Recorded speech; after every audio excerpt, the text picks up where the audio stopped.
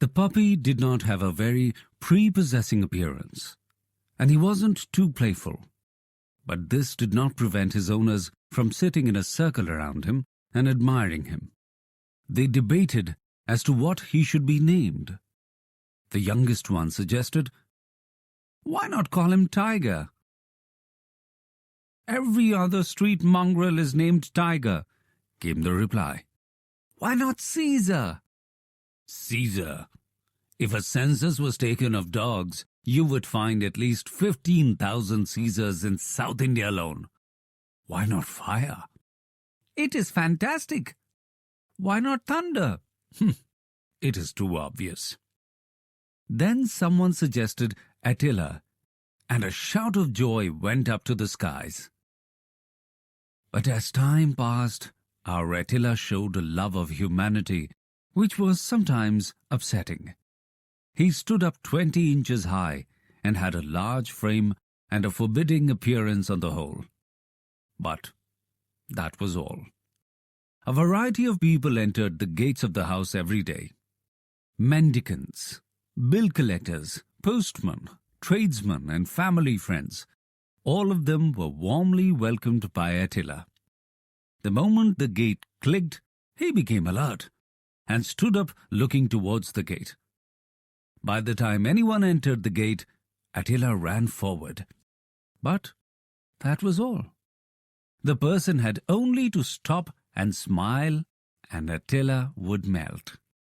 He would behave as if he was sorry for even giving an idea of violence.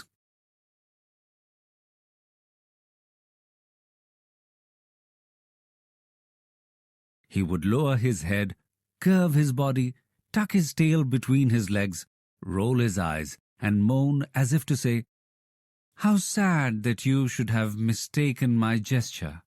I hurried down only to greet you." Till he was patted on the head, stroked, and told that he was forgiven. He would be in extreme misery. Gradually, he realized that his bouncing forward caused much unhappy misunderstanding. And so when he heard the gate click, he hardly stirred. He merely looked in that direction. "Why not change his name to Blindworm?" somebody asked. "He eats like an elephant," said the mother of the family. "You can employ 2 watchmen for the price of the rice and meat he eats. Somebody comes every morning and steals away all the flowers in the garden, and Attila won't do anything about it." "He has better business to do than catch flower thieves," replied the youngest one, the defender of the dog. "What is the better business?" "Well, if somebody comes in at dawn and takes away the flowers, do you expect Attila to be looking out for him even at that hour?" "Why not? It's what a well-fed dog ought to be doing instead of sleeping. You ought to be ashamed of your dog." "He does not sleep all night, mother. I have often seen him going round the house and watching all night." "Really? Does he prowl about all night?" "Of course he does," said the defender. "I'm quite alarmed to hear it," said the mother. "Please lock him up in a room at night, otherwise he may call in a burglar and show him round. Left alone, a burglar might after all be less successful. It wouldn't be so bad if he at least barked." The defender was extremely irritated at this. He thought it to be the most unkind view. Ranga lived in a hut 3 miles from the town. He was a gang coolie, often employed in road mending. Occasionally, at nights, he enjoyed the thrill and profit of breaking into houses. At 1 o'clock that night, Ranga removed the bars of a window of the house and slipped in. He edged along the wall, searched all the trunks and almirahs in the house, and made a neat bundle of all the jewelry and other valuables he could pick up. He was just starting to go out. He had just put 1 foot out of the gap he had made in the window when he saw Attila standing below. Looking up expectantly, Ranga thought his end had come. He expected the dog to bark, but not Attila. He waited for a moment, grew tired of waiting, stood up and put his forepaws on the lap of the burglar. He put back his ears, licked Ranga's hands and rolled his eyes. Ranga whispered, "I hope you aren't going to bark." "Don't you worry. I'm not the sort," the dog tried to say. "Just a moment.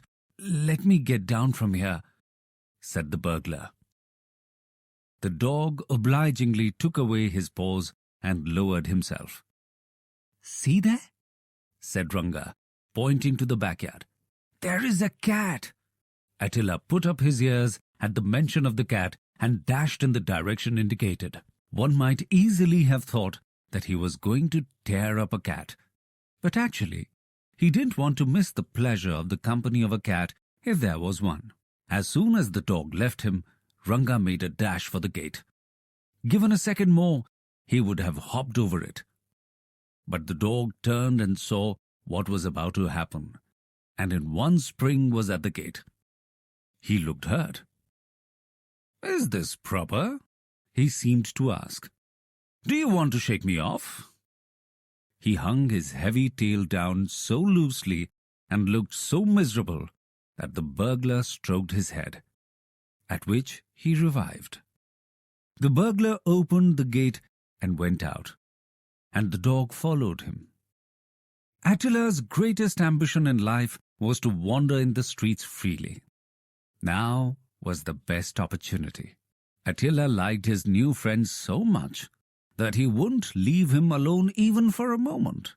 He lay before Ranga when he sat down to eat, sat on the edge of his mat when he slept in his hut, waited patiently on the edge of the pond when Ranga went there now and then for a wash, slept on the roadside when Ranga was at work. This sort of companionship got on Ranga's nerves.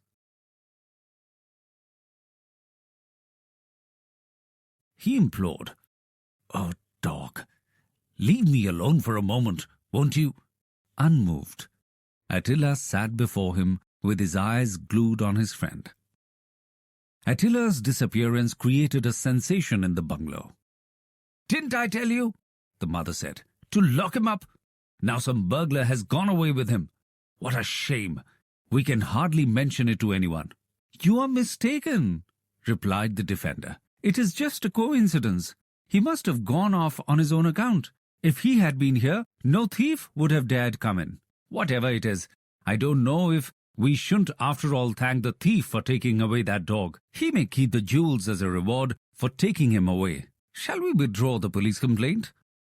This facetiousness ceased a week later, and Attila rose to the ranks of a hero. The eldest son of the house was going towards the market one day. He saw Attila trotting behind someone on the road. "Hey!" shouted the young man, at which Ranga turned and broke into a run. Attila, who always suspected that his new friend was waiting for the slightest chance to desert him, galloped behind Ranga. "Hey, Attila!" shouted the young man, and he also started running. Attila wanted to answer the call after making sure of his friend, and so he turned his head for a second and galloped faster. Ranga dreadfully doubled his pace, but Attila was determined to stick to him at any cost. As a result, he ran so fast that he overtook Ranga and clumsily blocked his way, and Ranga stumbled over him and fell. As Ranga rolled on the ground, a piece of jewelry, which he was taking to a receiver of stolen property, flew from his hand. The young man recognized it as belonging to his sister and sat down on Ranga. A crowd collected and the police appeared on the scene. Attila was the hero of the day. Even the lady of the house softened towards him. She said, "Whatever one might say of Attila, one has to admit that he's a very cunning detective. He's too deep for words." It was good that Attila had no powers of speech. Otherwise, he would have told his woeful story and lost the position of a hero.